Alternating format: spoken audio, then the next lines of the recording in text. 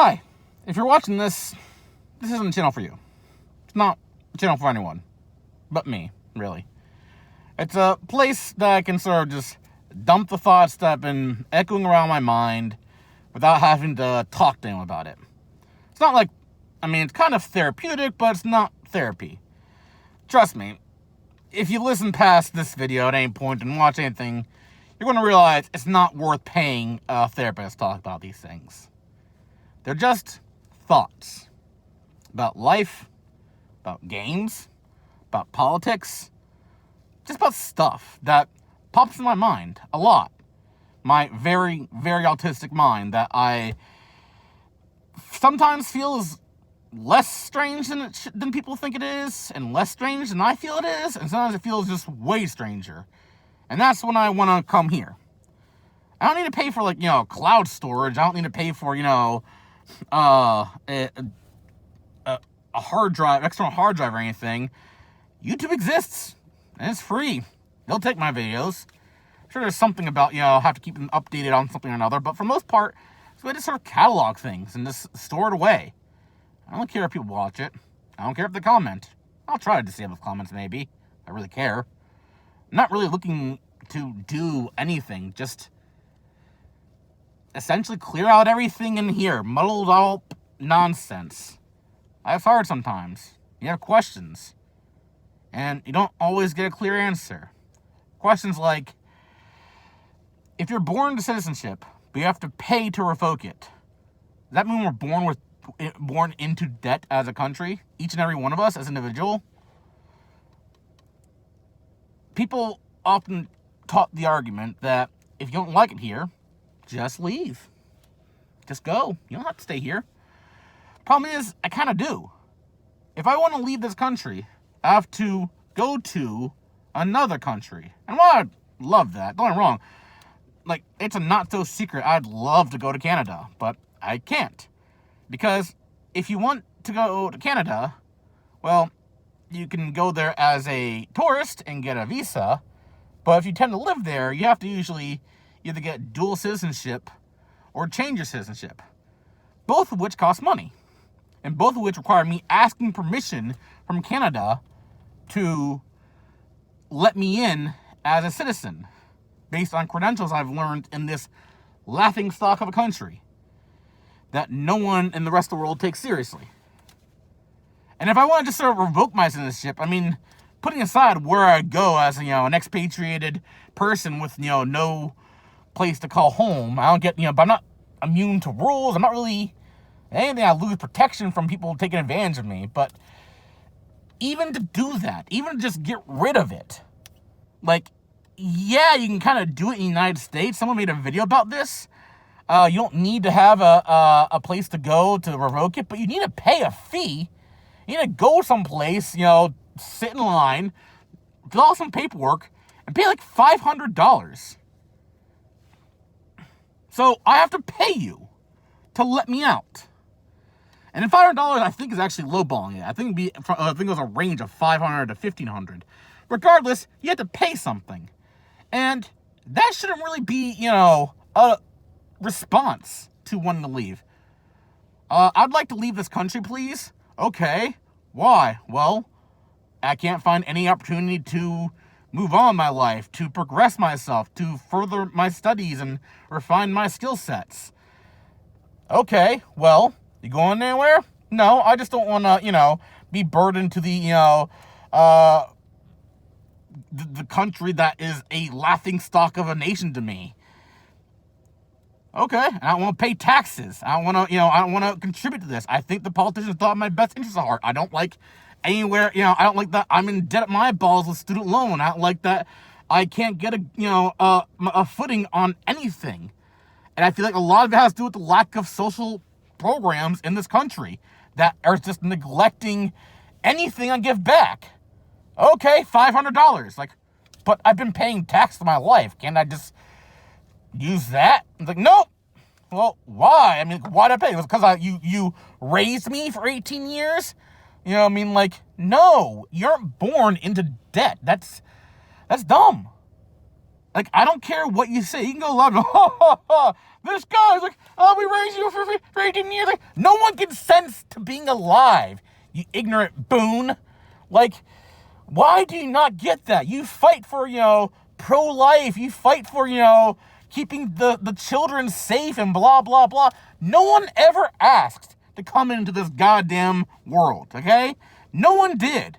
And yet we're treated like, we're obligated to contribute to it. Fuck you. Fuck you. We have the right to be left alone. We have the right to not contribute. Don't get me wrong, I'm all for, taxes in the right way. But tax on what you spend, not what you make, assholes. Oh, that's Tea Partyist. I didn't even know what the Tea Party was when I learned about fair tax. That's another thing that frustrates me. We can't separate things. I don't know a damn thing about Tea Partyists, if I'm being honest. I know they're a bit racist-y, and by a bit, I mean a lot. But other than that, I don't really know much else. I mean, I've heard them, give both sides the argument before, and I've seen the old news channels when I was, in high school, the news interviews in high school where they slammed them and blah, blah, blah, but I don't care. I don't relate those fuckers. Like, I don't really believe what they're talking about for the most part, but, I get why they want that. They're racist fucks. Of course they want, less government interaction involvement. Less government interaction involved means more getting away with basic racism. Duh. But that one aspect that was linked to their party, a fair tax system. Pay tax on what you spend. That makes sense. If you want to hoard your money, well, then hoard your money. Don't worry about those taxes. They're fine.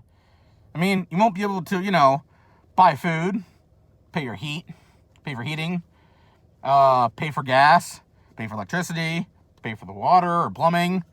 If you spend money on non-staple items, I guess, there should be, even staple items have a small percentage tax, incredibly small, but, 1-2 cent tax or something like that.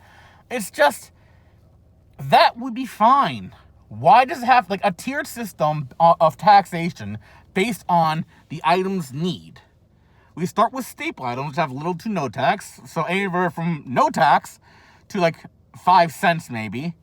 And then we have, taxed, quality products, things that, aren't staple, but, still, general mainstream things. And those can have, this standard, 6 to 8% that most states do. And then you have luxury taxes maybe for things like alcohol and cigarettes, and if those ever aren't ever banned on prohibitory matters, or if they ever illegalized pot, for a federal level.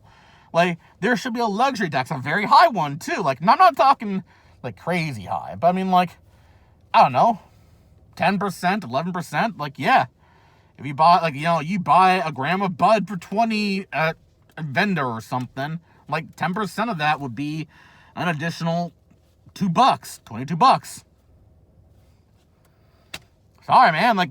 You're buying pot. You're using it recreationally.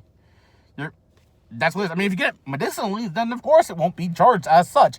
It would be a medicinal sale if you have a prescription for it. But when you buy it recreationally, you pay a luxury tax. That's a luxury to get high.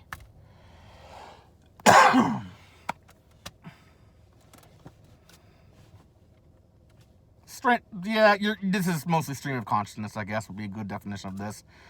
But yeah, going back to the whole sort of the argument is, why do I have to pay to leave this country?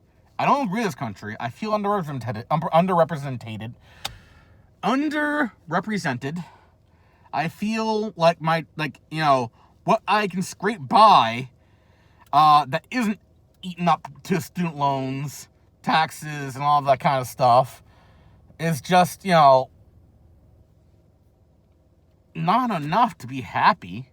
And you don't need money for happiness. It's bullshit, Try living off air. Alone. No food, no water, just air. That's the only thing that's free around here for now. I dread the day Spaceballs becomes reality. Or do I? I never asked to be here. I don't want to stay here. I want to go. I wish I can have someone, take me in like Canada, where they care for their citizens and they give them the help they need and they help them figure out, the next step. And I'm not asking to be carried. I'm asking for a clear path to be laid before me in a way, like to start. Not the whole route. I don't need the whole journey laid out right in front of me, but I need something tangible to grasp onto. I'm led around like a chicken with my head cut off, back and forth. That agency, that office, that person. It's exhausting. I already have autism and social anxiety.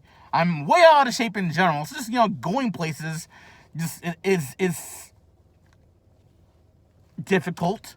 And all that, combined with, the fact that I don't like being in public in general because of how I feel, how I look, how I am.